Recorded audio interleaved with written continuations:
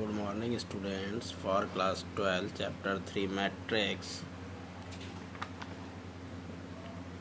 Definition of matrix. A matrix is an ordered rectangular array of numbers or functions. Numbers or functions are called the elements or the entries of the matrix. ये इस तरीके से अगर हमको बड़े bracket में rectangular shape में अगर ये एंट्रीज हमारी दी जाती हैं तो इसे हम मैट्रिक्स बोलते हैं. Order of A matrix having m rows and n columns is called a matrix of order m cross n or simply mn matrix. In general, an m cross n matrix has the following rectangular array. Okay. Thus the ith rows consist the elements ai1, ai2, ai3 and so on, and the jth columns consist of the elements aij, a1j, a2j, a3j and so on. In general, aij is element lying in the ith row and jth column. Okay आपको समझ में आ गया होगा order of A matrix. अब हम लोग ये example देखेंगे. Consider the following information regarding the number of rows and number of men and women workers in 3 factories first second and third. इस तरीके से ये क्वेश्चन आपको गिवन है. इसे हमें रिप्रेजेंट करना है 3x2 ऑर्डर वाले मैट्रिक्स में.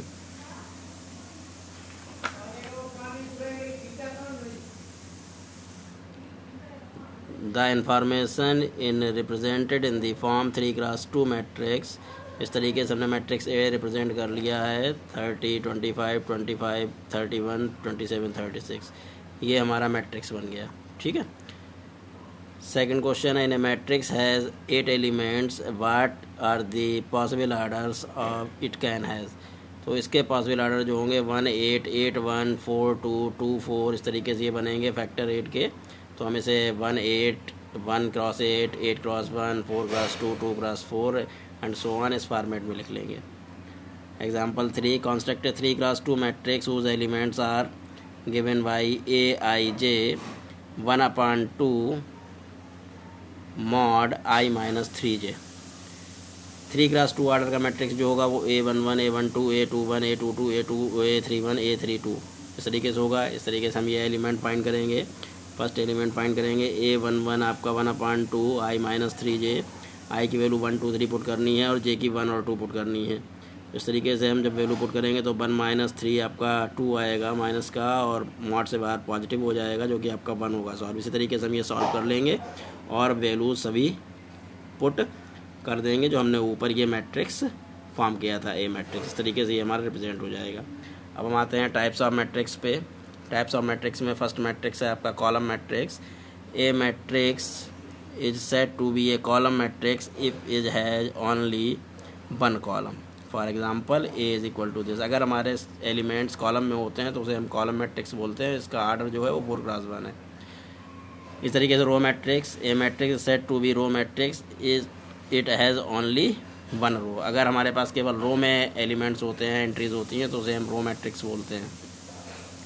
Square matrix a matrix is which number of rose and number of rows are equal to the number of columns is said to be a square matrix. अगर number of रोज और number of columns हमारे equal होते हैं तो हम square matrix बोलते हैं. ये स्क्वायर मैट्रिक्स का आपका एग्जांपल है. इसकी आर्डर 3x3 है. Okay. Next diagonal matrix. A square matrix is said to be diagonal matrix which diagonal elements are 0. अगर हमारे डायगोनल एलिमेंट्स जो हैं उन्हें छोड़ के सभी एलिमेंट्स 0 होते हैं तो हमारे डायगोनल मैट्रिक्स बोला जाता है. डायगोनल वाले एलिमेंट 0 नहीं होने चाहिए और सभी एलिमेंट्स 0 होने चाहिए. Scalar matrix. A diagonal matrix is said to be scalar if its diagonal elements that in a square matrix is said to be scalar matrix. मतलब डायगोनल में एलिमेंट्स होने चाहिए और कांस्टेंट नंबर होना चाहिए. सेम नंबर डायगोनल में होना चाहिए. बाकी बचे हुए जितनी भी एंट्रीज हैं वो सभी जीरोज होनी चाहिए. जिसे हम डायगोनल एलिमेंट्स बोलेंगे. Identity matrix a square matrix which element in the diagonal, अगर एलिमेंट हमारा डायगोनल का 1 1 1 है तो वो हमारा आइडेंटिटी मैट्रिक्स होगा। इस तरीके से इसका ये एग्जांपल होगा। Okay, zero matrix, a matrix is said to be zero matrix और null matrix if all the elements are zero. ये इस तरीके से हमारे ये जीरो मैट्रिक्स है। Equality of matrix, two matrix ये गिवन है हमारे, ये आपस में सेम आर्डर के होने चाहिए तो इक्वल होंगे, और एलिमेंट ए का एलिमेंट बी के इक्वल होना चाहिए तभी ये हमारे इक्वल होंगे। जैसे ये एग्जांपल 4 है आपका,